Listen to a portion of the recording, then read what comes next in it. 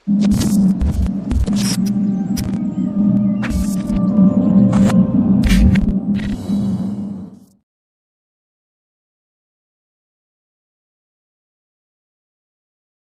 gimana nih, Beb?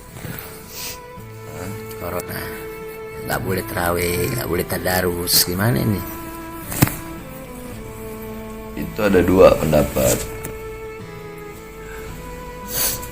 Ada ulama-ulama zahir, yakni min ahli zawahir, ada min ahli bawatin. Kalau ulama zahir itu berpatokan kepada kaidah usul fikih, yakni darul mafasid muqaddam ala jalbil masalih, yakni mencegah mudarat, mencegah sesuatu yang berbahaya, sesuatu keburukan itu lebih didahulukan daripada menyebarkan kebaikan. Majelis taklim, sholat tarawih di masjid itu suatu kebaikan, bahkan suatu amalan sunnah. Tetapi jikalau itu bisa menimbulkan suatu kemudaratan berbahaya seperti tertularnya virus atau wabah yang disebut dalam Islam dengan sebutan taun atau sekarang itu corona, maka mencegahnya itu lebih didahulukan. Nah, jadi tidak apa-apa selama kedokteran telah memberikan yakni telah memberikan peringatan bahwasanya di daerah ini wabahnya udah tersebar sekian sehingga tidak boleh berkumpul. Nah, yakni itu kaidah usul fikih yang dipakai oleh ulama-ulama zahir. Maka ya jangan sampai gara-gara satu yang membocorkan perahu semua tenggelam. Emang kebaikan, tapi jangan juga terlalu lebay sampai masjid ditutup, sampai ini majelis taklim dilarang, itu juga terlalu berlebihan. Kalau ulama-ulama zahir mereka mengambil sikap berpatokan seperti itu. Tapi kalau ulama-ulama batin, yakni corona ini atau taun itu makhluk ciptaan Allah. Yang menciptakan dia itu Allah. Yang memegang kekuasaan atas dia Allah.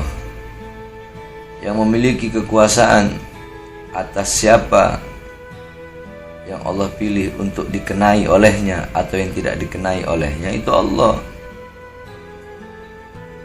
Taun itu atau corona Allah yang menciptakannya. Andaikan pun itu ciptaan manusia, pasti ada makhluk-makhluk ciptaan Allah yang diikut sertakan di dalam penciptaan virus itu. Sehingga yang memiliki kekuasaan sepenuhnya itu Allah. Ciptaan Allah. Yang memiliki kekuasaan atasnya Allah. Yang menghidupkannya Allah, yang mematikan virus itu pun Allah. Yang memiliki kehendak untuk memilih siapa yang bakal kena virus itu dan siapa yang enggak, Allah.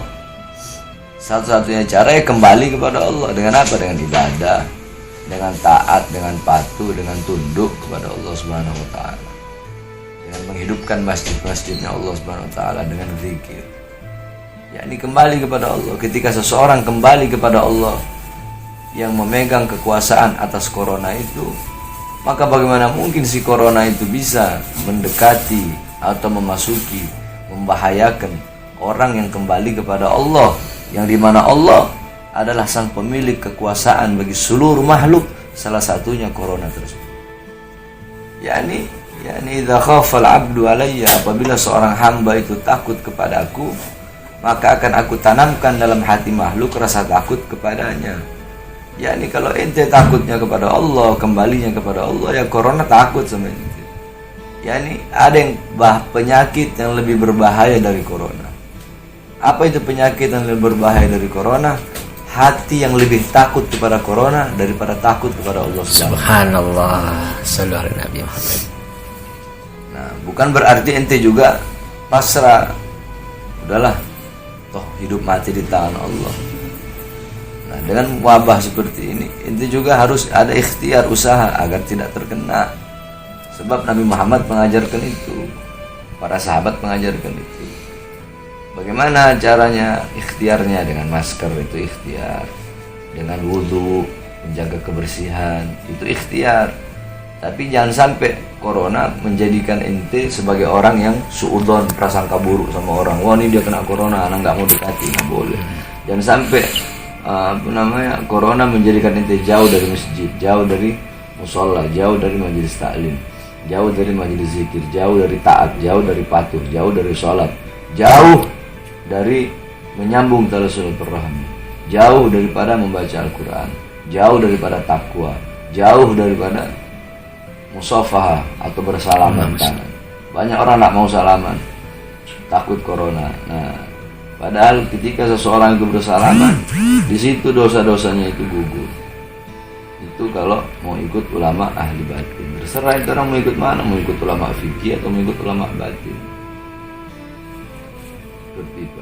Terima kasih ilmunya.